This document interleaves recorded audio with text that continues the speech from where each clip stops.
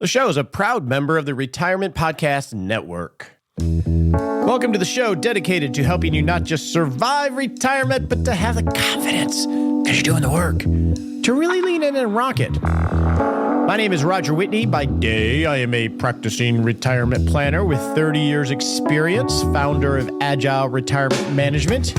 And for the last 10 years or so, I've had the honor of hanging out here with you and using this podcast as my own mastery journey to improve my craft as a retirement planner, which has been a blast.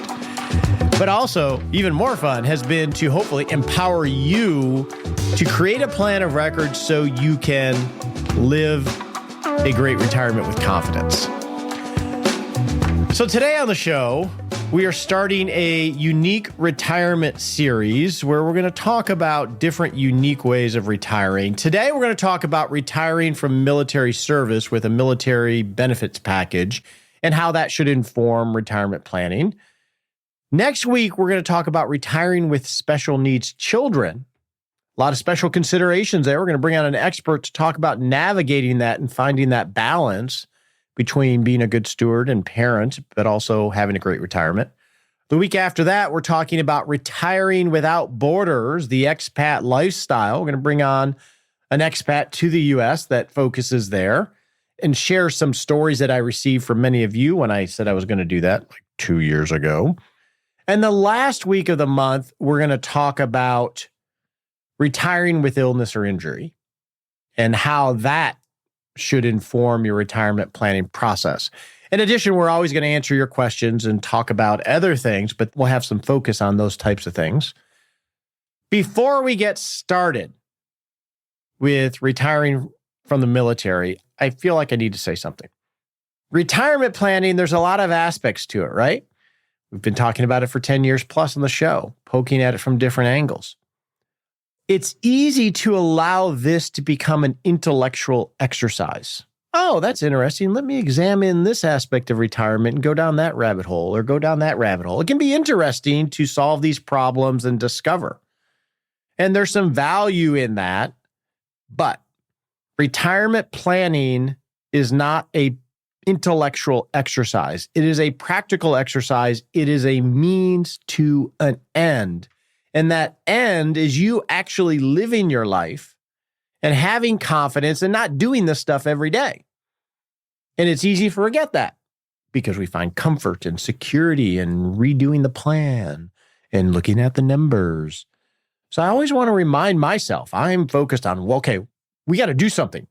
We got to get this done so we can go live a great life, not so we can become amazing retirement planners. Do that in small increments by using an agile process where you have check-ins that are predetermined with agendas so you don't have to think about it all the time. Okay, soapbox away. Let's get to talking about a military retirement.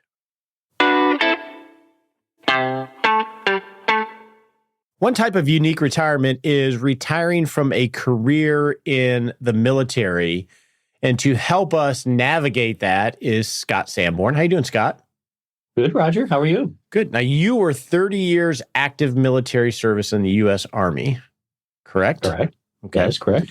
And years ago, you and I and your spouse did a retirement plan as you were navigating that, which inspired you to begin the journey of getting your CFP, which you've passed all the education requirements and you're just waiting for the experience. Why did you do that? Why did I go down this pathway of following in your footsteps, so to speak? Yeah, well, actually, I remember the conversation early on is you wanted to help career military individuals retire. That was something that you wanted to focus on. Why was that? Well, sure. Well, when you and I worked together with my wife back 7 years ago now, I was on the cusp of the decision of, do I continue a military career, or at least continue in the specialty that I'd developed in my military career and work for a number of years longer? Or do we decide our dream journey of what we wanted to do in retirement as I transitioned out of uniform? And you and I worked together. The long story condensed down is that you gave us the confidence that we didn't have to go do necessarily a paying career, and that we could start our journey of traveling the country and doing all sorts of wonderful things. And throughout those early years of that journey, I realized how much freedom we had gained because of our experience.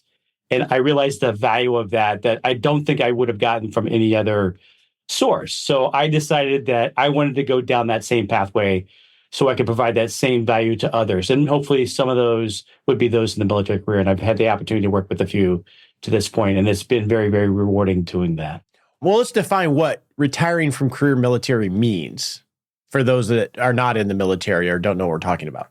Sure. Some unique aspects of military service, especially if you serve 20 to 30 years or longer, is there is the benefit of a guaranteed pension.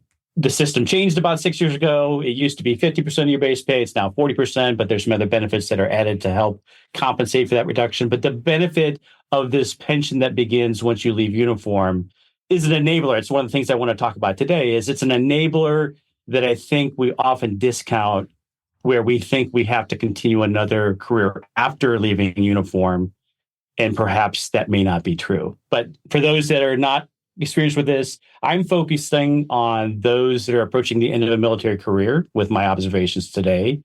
Perhaps they've served 20, maybe 30 years, but it's those individuals that may have the option to decide not to continue working, or maybe working in a career field that they wouldn't have given themselves permission to do. Maybe it's volunteer opportunities that they wouldn't have attempted otherwise because they felt the need to continue another follow-on career.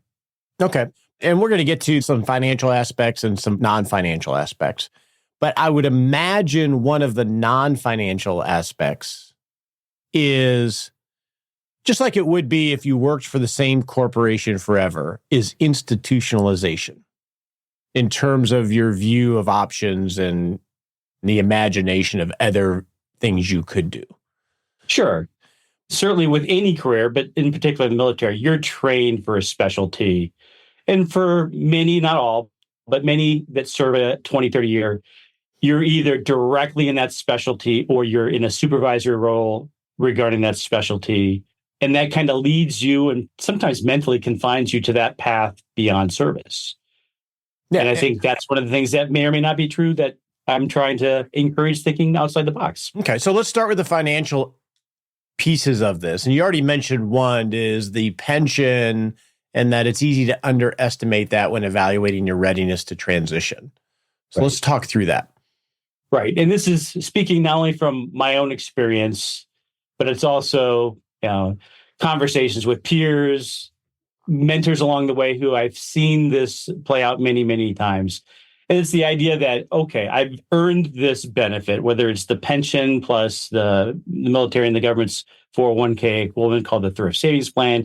I've earned and accumulated this benefit, but I'm going to discount, or I'm going to assume that it's not necessarily going to be as valuable as what it really is. And we do these, and it's the same thing that I think a lot of folks do with benefits such as Social Security. I'm going to assume it's not going to be there, or I'm going to assume it's not going to increase at the rate of inflation. And we go through this challenge of mental discounting as a safeguard because we just don't know what the future looks like. We don't have an accurate view of what the future potential might be.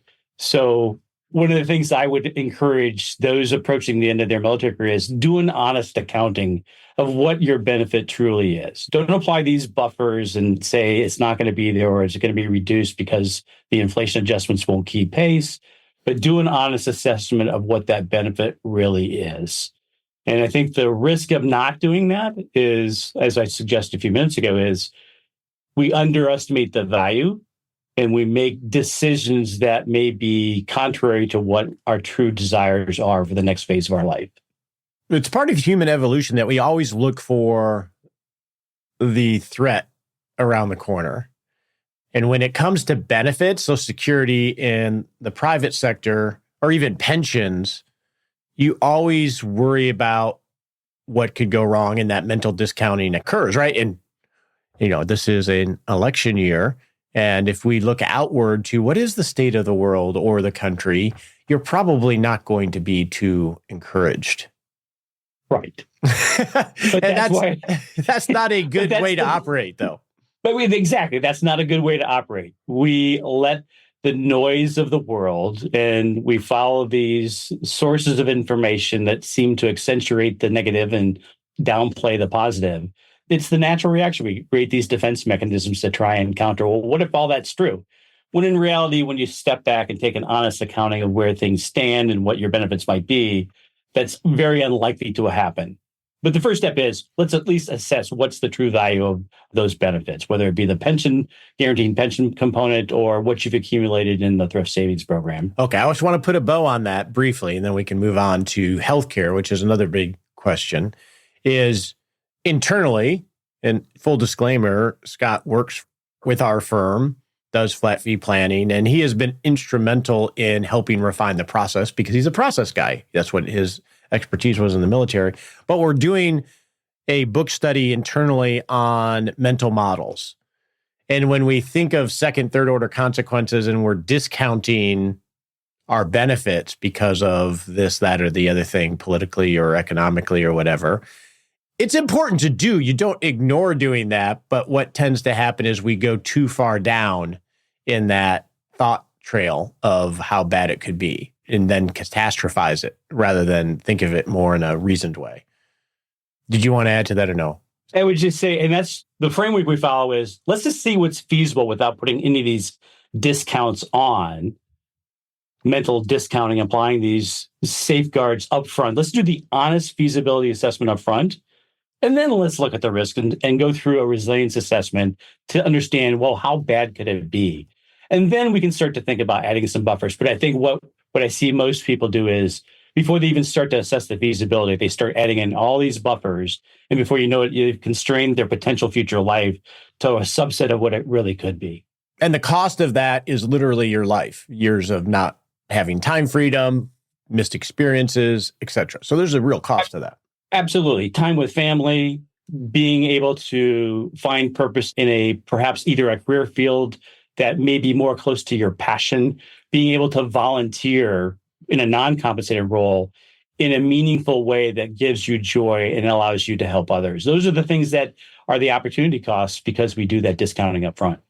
So is there any different thinking in terms of the military pension than a private pension? Well, I think the biggest is the fact that it is inflation adjusted. Okay. So again, that adds an additional safeguard. That's significant. It is significant. And I think that's one of the largest eye-openers as I've transitioned to this new encore career is understanding. It's given me, I think, even a greater appreciation for the benefit. I'm not even suggesting that it's not deserved. There's certainly 30 years of sacrifice or even longer for those that serve longer. It's something that's worth the value of the service provided, but we don't want to discount that and underestimate that truly is something that's unique. Now, another aspect financially that's a little bit different for those retiring from a career in the military is healthcare, which is a big issue for anybody retiring prior to 65 in the private sector. So talk about retirement healthcare benefits and how to navigate that. This is, again, one of the other big, more obvious lessons that I probably didn't appreciate. But working with a wide variety of clients approaching retirement, understanding that for most, it's this threshold of reaching Medicare that gives you much greater travel flexibility, mobility flexibility. But that's a benefit that those transitioning from the military with a pension, with a retirement program, with the TRICARE, which is very similar to the Medicare, allows that greater flexibility and mobility freedom that for others, they have to wait until Medicare age. And are you referring to, like, I'm on an HMO, so if I go travel to Colorado, I don't have in-network people because it's a Texas HMO. Is that what you're referring to, that kind of Exactly. There's a couple different components of the military's retiree healthcare system under TRICARE. TRICARE Prime is like what you're describing. You're more confined to a regional network, and so that mobility doesn't necessarily apply. But that's typically to those that retire near a military installation, and they have the option to select the Prime. But there's also the TRICARE Select, I believe is what the new name is, where it's really more of the standard Medicare model where you can choose the provider you want. Doesn't necessarily have to be in the network. There may be a discount for some of the copays if it's in network, but the restrictions are not nearly as onerous as, say, an HMO. And that opens up all sorts of opportunities to live in a greater variety of different areas and also to be mobile. And we talked about the fact that as I transitioned, I wanted to live our dream, and that was traveling in an RV for 3 years. Worrying about where to get healthcare was not a driver of our decision to go do that adventure, because we knew that we had the TRICARE option to go into a variety of locations to seek care. And I think, again, it's another benefit that we really don't think about until we're out of the military. We realize, hey, that's something that's a unique aspect that could allow me to make different decisions on what I want to do, where I want to live, and how I want to travel once I retire. Okay. What other financial aspects are a little bit more unique to retiring from military? I think one of the best things to think about the military pension, going back to that, is the fact that it starts right as the service member leaves service. Again, assuming someone served 20 years. So when you retired at 52, it started. You didn't have to wait till 60 or 65. That's right. It starts the day, or I should say, the month after you retire, the pension begins. And again, as we talked earlier, it's inflation adjusted. So it starts at whatever the beginning amount is and then receives the cost of living adjustment each subsequent year and continues to grow at the rate of inflation. And there's no benefit of delaying that after you've retired. Correct. There is a benefit by serving longer. Right. So again, someone retiring at 20 years, it gets 40% of the benefit. Retiring at 30 gets 60% of the benefit. Plus, they also have that access to the TSP. And so when you add that fact that the pension begins when you leave service and that TRICARE healthcare benefit continues throughout that period, there's a small annual fee for that, then it opens up all these opportunities where you've got the cash flow that's coming in from that. The healthcare is a measurable expense. It creates all these different opportunities for decisions that don't necessarily confine someone to stay in that same career field they trained in. If you love that opportunity to serve in that same career field, awesome.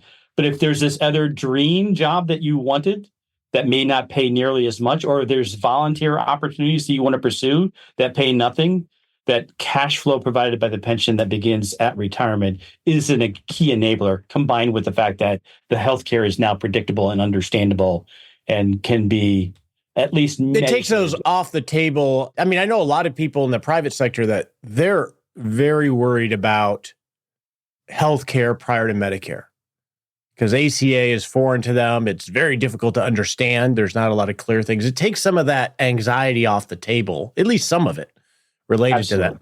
Absolutely. I had a friend a while ago, Scott, that went to the academy and was trying to start a nonprofit to help retiring military figure out what they're going to do. I'm assuming there's a lot of services to help figure out what those alternate career paths are. I mean, you created yours internally, but from a financial support or counseling support of how do we reimagine if I've been institutionalized as a mechanic or as a whatever, I'm going to show my ignorance if I say name specific tasks. How do you start to think creatively to take advantage of this opportunity? Well, I think this is a good transition to our first non-financial aspect of military retirement. And that starts with beginning to think about what it is you want to do, whether it's transitioning your current specialty into a civilian sector opportunity, or as we talked about, doing something completely different. One of the things I think is most important for anyone approaching retirement in the military is this idea of enrolling and taking the transition program that the service offers. The Army's program, I think, is called Soldier for Life. That experience starts the juices flowing, if you will, to understand what's the mental steps necessary to make the transition. And part of that is understanding what some of those different training opportunities and maybe certification opportunities are to transition into the civilian sector. If you want to continue that career, there's things like Skill Bridge and internships with corporations that those serving the military, even while still serving in their last few months, could do an opportunity with a major corporation. I just had someone who had worked for me years ago, just recently retired. He did an internship with Google for the 2 months prior to his retirement and later landed an opportunity with Google. So it's just one of the many opportunities and examples. But it starts with starting the transition program that the service offers. Each service offers their own. My only caution and encouragement is to start that process early. Typically, it's allowed to attend 2 years prior to retirement. For those of us that serve in uniform, we understand that it's a 60 to 70, 80 hour a week commitment for just the basic job. We don't seem to think that there's the opportunity to go attend that until the last possible minute. Personal example, I thought I was going to retire 2 years earlier than I actually did. I went through the Army's transition program about 6 months prior to that. And it was a shocking eye-opener of how unprepared I was for the thinking that was necessary to make a successful transition. And I actually delayed my retirement another 2 years because I knew I was not mentally ready to make that transition because I didn't know what I wanted to do next. And so attending those transition programs not only give you the ideas of how to transition the skills, but offer up the topics that you have to think about. They're not going to give you the answers. They're going to present the information that you must consider on what do you want to do with the rest of your life. So that's, I think, a key aspect of what these non-financial topics that I think military folks need to think about as they make the transition. I would imagine one of the dangers of retiring from the military that's probably more acute than others, you can tell me if I'm wrong here, is that you can approach it as I'm just going to a new assignment rather than thinking more broadly about what might be possible. The idea of time freedom, you may want to slow down. You may be tired of the grind and everything else, but it's very easy. It's comfortable to just go to another assignment, go to Google, do an internship and take a role. How do you think more expansively about that so you don't just follow the path? It's a great point. And I think from my experience talking with peers who've gone through this transition, mentors who followed ahead of me or who had gone ahead of me, and seeing others who have followed behind me, is not only do we think it's another assignment, we seek the opportunity that is in the same career field and is with the same people because we're comfortable with them. And that's great if that's what you want to do. I know a number of folks that have served in defense industry, and many of the people that they work with were either folks that they were associated in uniform or they had met in their experiences in uniform. And if that's what you want to do, fabulous. There are lucrative opportunities. It's an opportunity to continue to contribute to the security of the nation. What I'm suggesting is, if that's not what you want to do, think broadly, because there are more opportunities than you may realize that may give you greater joy. And it doesn't necessarily have to be about the income you might receive. That gets to my second non-financial advice that I would provide to those transitioning out of the military, which is think about what you want to be when you grow up. Yes, you may be 48 or 52 as you make the transition. Maybe you're 42 retiring at the end of a 20-year career or so. And I just had this conversation with a former colleague that had worked for me a couple of different times. He retired earlier this year down in Texas. And I had a chance to talk to him as a sidebar at his retirement ceremony. And I said, so what are you going to do next? And he listed out all these opportunities that were mostly associated with his career field. We were both aviators, so he was looking at flying opportunities. And I said, is that what you want to do? He goes, yeah, I'm not really sure. And I said, listen, just take a step back. Pretend you're 12 again. What do you want to do? Because you've got a long life ahead of you and you have a lot of opportunity ahead of you. Think about what it is when you want to be when you grow up. And that's the advice I'd give to anyone is don't be confined if that's not what you want to do to what you necessarily train for, unless it's what your passion is. Let me ask a question about that. It's not something you can necessarily whiteboard. You can't just get in front of a whiteboard, go out for a weekend and figure that out. My thought is, and my experience is, whether you're in the military or not, sometimes you just need to extract yourself from your situation. And it may take a year to journal and think and write and talk to friends. It's not something you can just say, this is what it is over a weekend. Right. And that's exactly what I went through when I tried to go to the transition program when I thought I was going to retire earlier. Those are the exact issues that I realized I hadn't thought about. Okay. And I didn't know how to whiteboard it. And I needed the additional time to reflect on. I got some great advice along the way where someone who had retired a few years ahead of me said, think about what you want to do next. More importantly, think about what you don't want to do. And that will help you think more clearly of what's the best path for you. Another good mental model of inversion. Sure. Absolutely. Flip it around. One last thing I want to talk about, I think we should talk about from a non-financial aspect. I mean, I am the retirement answer man. If I ever retire, I won't be that title anymore. Not that I ever say that I am. But in the military titles and hierarchy are extremely important. Colonel Sanborn. We wear our resume to work every day with our uniform, with the badges that we've earned and the ribbons that we've accumulated. So when you walk into a room, people know not only who you are, but what you've done and what your experience is. And that's another, I think, potentially difficult area. And this is not unique to the military. For those that serve in highly specialized positions, maybe they've served in government, maybe they've been a doctor or a lawyer, and their identity was known to all that they work with, and they're highly regarded. But those issues of identity transition, it's part of that mental thinking about what do you want to be when you're going to transition, when you're going to hang up that uniform, what do you want to be when you grow up? But it's also accepting that yes, you've done all these wonderful things in your career, but that's not who you are. But it's difficult because in uniform, we wear it every day, and we think that is our identity. We think our rank is our identity, but that's really not necessarily the case. And I think that's part of that. Attending the transition program 2 years out starts that mental activity of processing the fact that your identity is not necessarily what your job was. Now, I remember your first identity that I knew you by, because Scott, he was one of the original members of the Rock Retirement Club. That's how we met. And then I quasi mentored him as he was doing his CFP, and we just stayed in touch. But your initial identity was RV Traveler, which I still call you RV from time to time. How did you come about that? And did that just sort of a flippant thing you did, or was that part of your process? I think it started as a flippant step.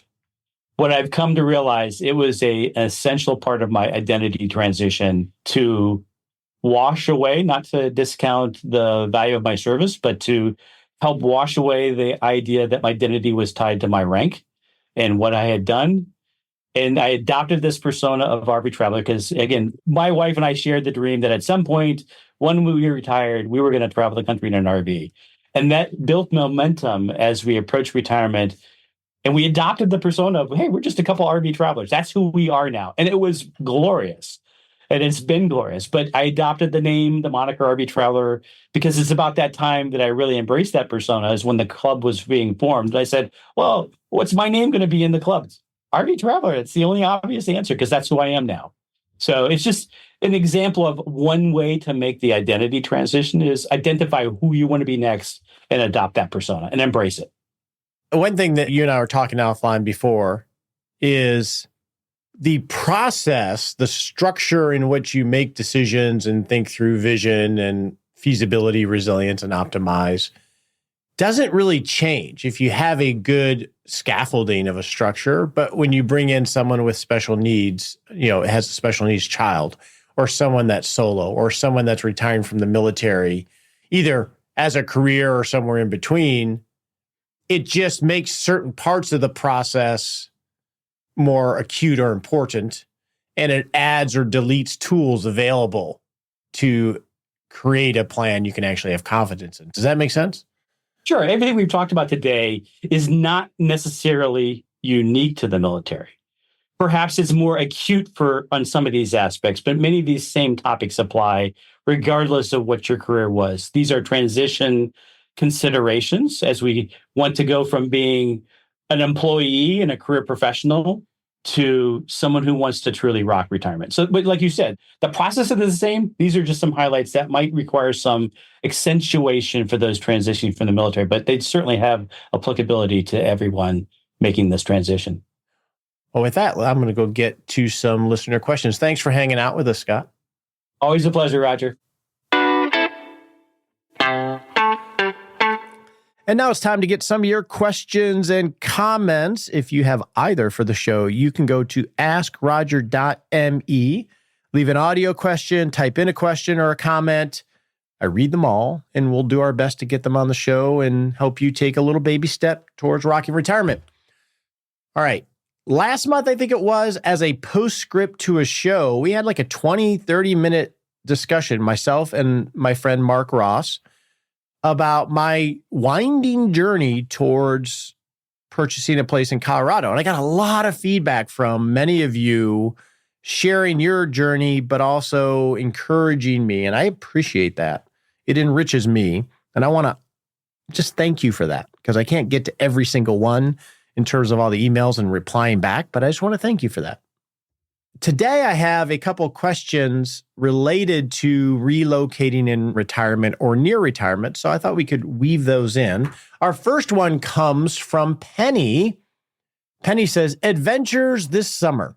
Heading out in our new, to us, trailer for camping adventures and cross-country trips. Ooh, that sounds exciting. I want to do that. Rob retired February 2nd, and we are really enjoying this time together. Really liked your segment on moving to Colorado. Our dilemma is deciding whether to leave Colorado and move closer to our daughter in Virginia. It is helpful to know that decisions can change and move in other directions. Sometimes I get so afraid of making the wrong decision. Welcome to Colorado, Roger. Hopefully we will run into each other sometime. It's easy, Penny, to make these decisions one-way decisions, just like kids do with choosing a major when they're going to college. If I don't choose the correct major, my life is ruined. When in actuality, people change majors, people get a major, and they don't work in their major. My major in college was international relations. But we tend to view most decisions as one way. And almost all of them are two-way decisions. Now, yes, there may be friction to go back, but almost everything can be undone from a decision-making standpoint. So relocating towards your kids in Virginia is one of those that you could do that and say, I don't want to be in Virginia. This isn't what I want. I want to be in Colorado, which I would get. Yeah, you might have to sell that house or whatever you did there, or it might be more expensive to purchase in Colorado. There are risks there. I'm not saying there aren't consequences for undoing decisions, but you can flow. My suggestion would be, as you're considering this, is starting with your values and then thinking about your life and how do you live a life that's best aligned to the values and the goals that you and Rob set for each other. Because living in Virginia is very different than living in Colorado. And being near your children is a big pull, but who knows whether they're going to be in Virginia forever. You may move there and find 4 years from now, they move somewhere else because of a relocation or some other item. And now you're there and that's not where you wanted to be in the first place if they're not there. But if you can build a life to what is it about being near the children that you want? And that's essentially what we're trying to get here, Penny, is for you and Rob, when you have this pull to move closer to the kids, what is it that is going to provide you?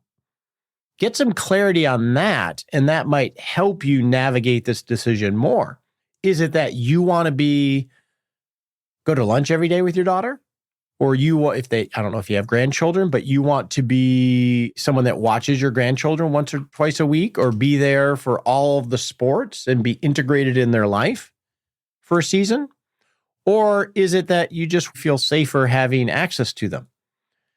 Tease out what it is you actually want by being close to your kids in Virginia, and then maybe do a mind map and explore other ways that you can achieve those things without moving. Not that you're going to maybe pursue one of those, but maybe moving is the right decision. But if you start to explore, what do I really want by being close to them? And then what are other ways that I can get that?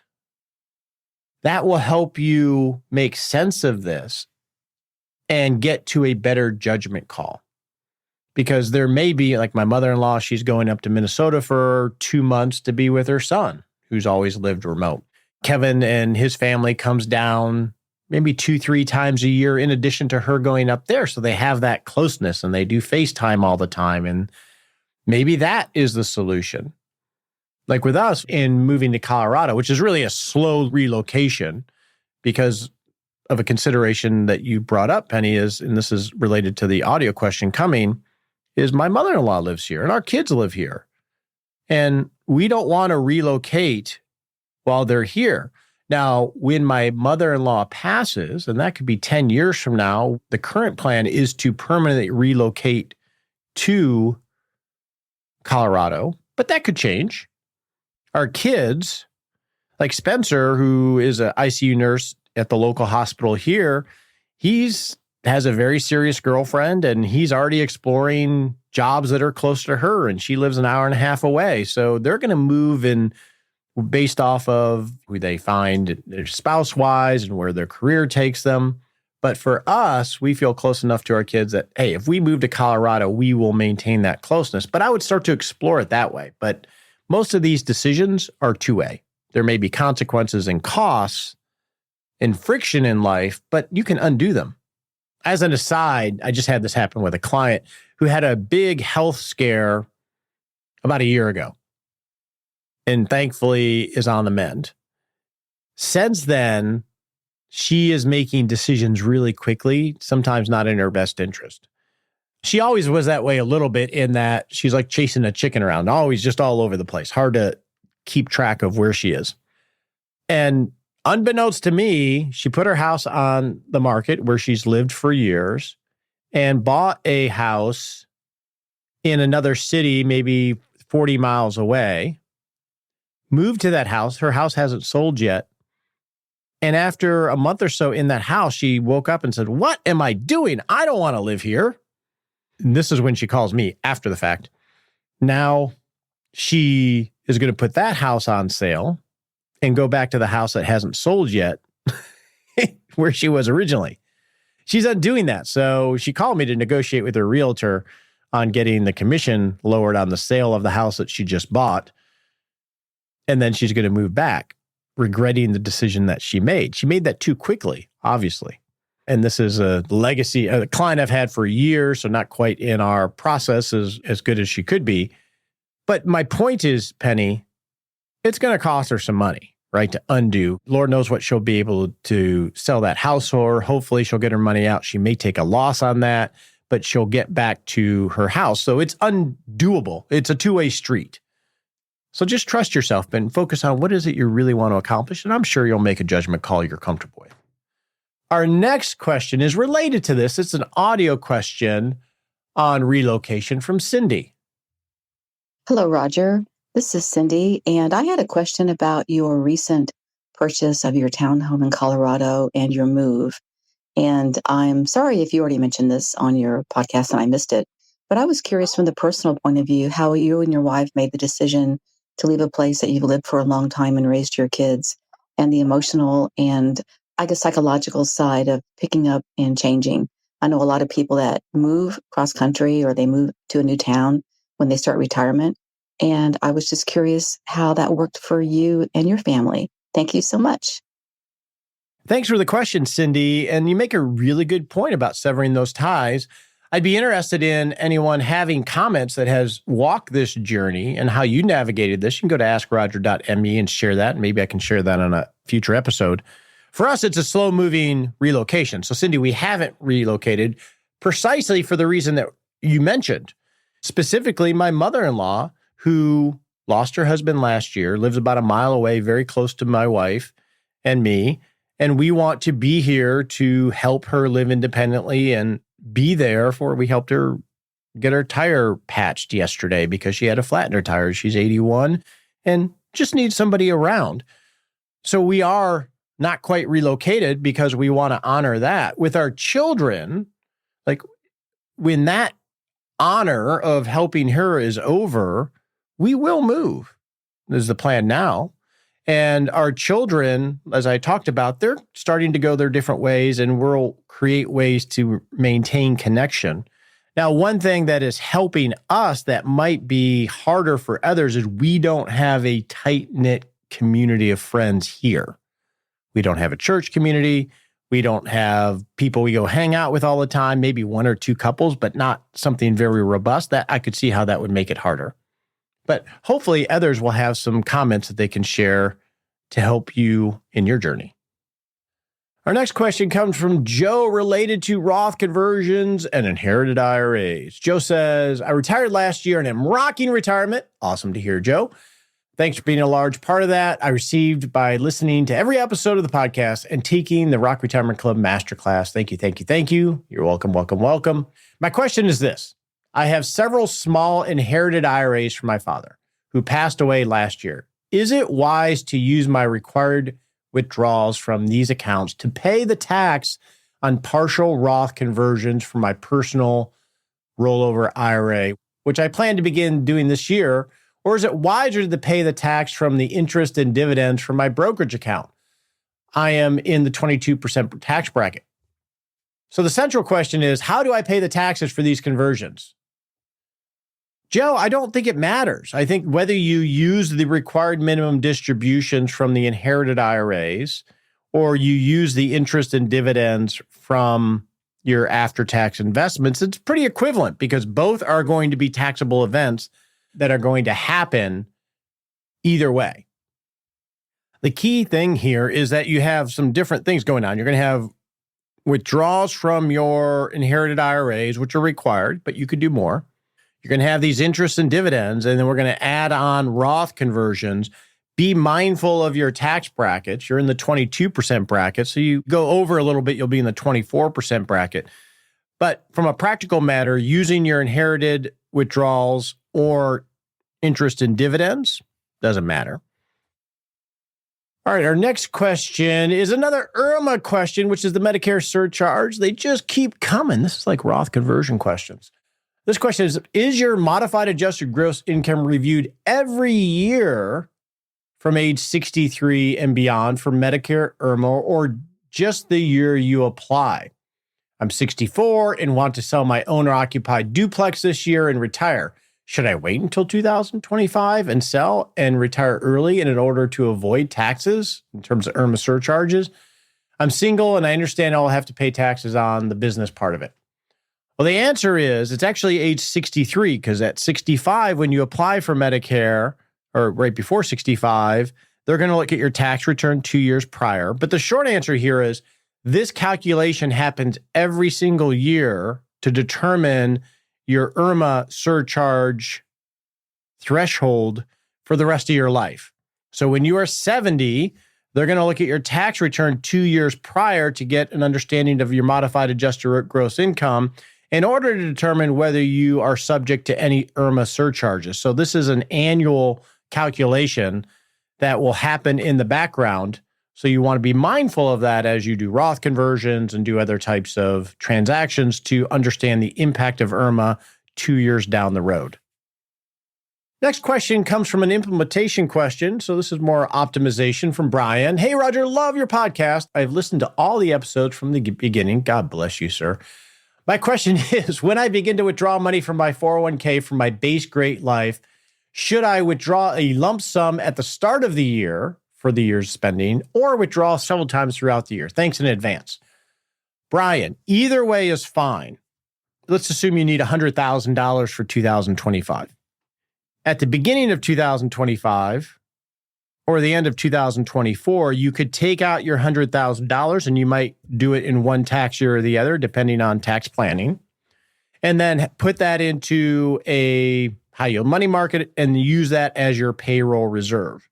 The advantage of that is just logistics. You get it done, you know the tax bill, and you have the money available in after-tax assets so you can move quickly.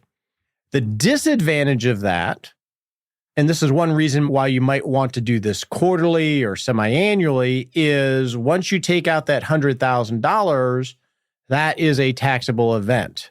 Whereas if you take it out quarter by quarter, $25,000 each quarter, you may get to 6 months in the year and get a windfall from your great aunt and not need to take the money out. And that can help you not take the money out, which means you only have $50,000 of withdrawals rather than $100,000. So it maintains some flexibility on what your actual income is for the year by staggering it.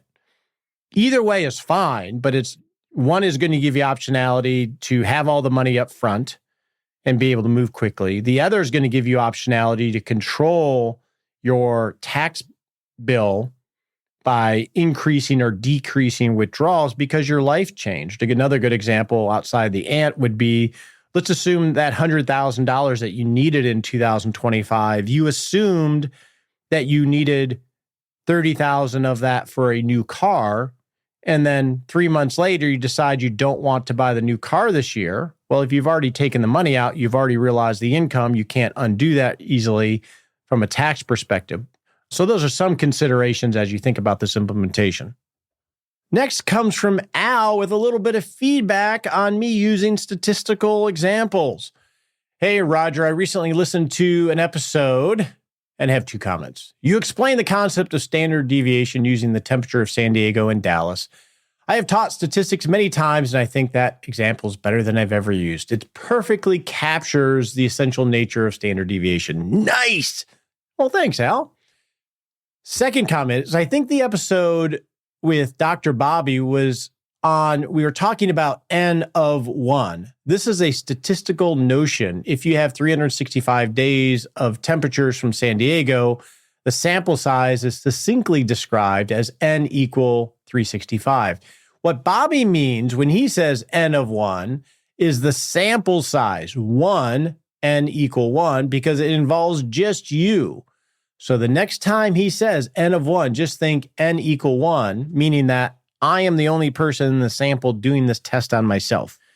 Great point, Al. Thanks for the clarification. It's good not to be too loose with language. And this N of 1, N equal 1, is important for you, not just in thinking about statistical terms, but when you're building your retirement plan of record. What's your vision? Is it feasible? How do I make it resilient? How do I optimize it? This is an N of 1 exercise. You are one sample. How your neighbor Bob is doing it, how Roger's doing it for another client over there, or another RRCer that's explaining how they do it, or an article saying this is the way it's supposed to be done.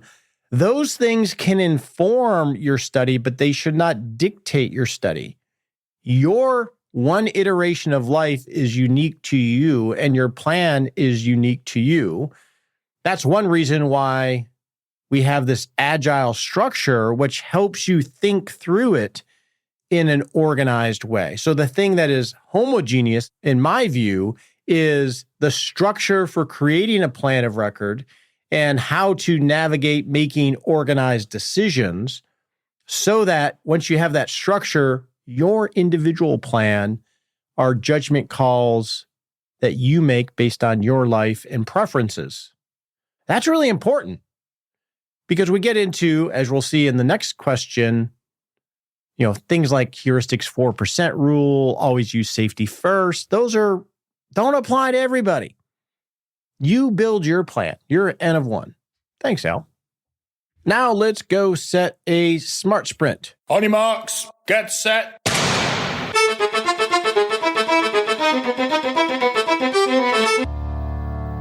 Now it's time to set a baby step you can take in the next 7 days to not just rock retirement, but rock life. All right, in the next 7 days, we need to start building our smart sprint muscles back. We're getting towards the end of the year, second half of the year, where we're going to have a lot more planning tasks to deal with.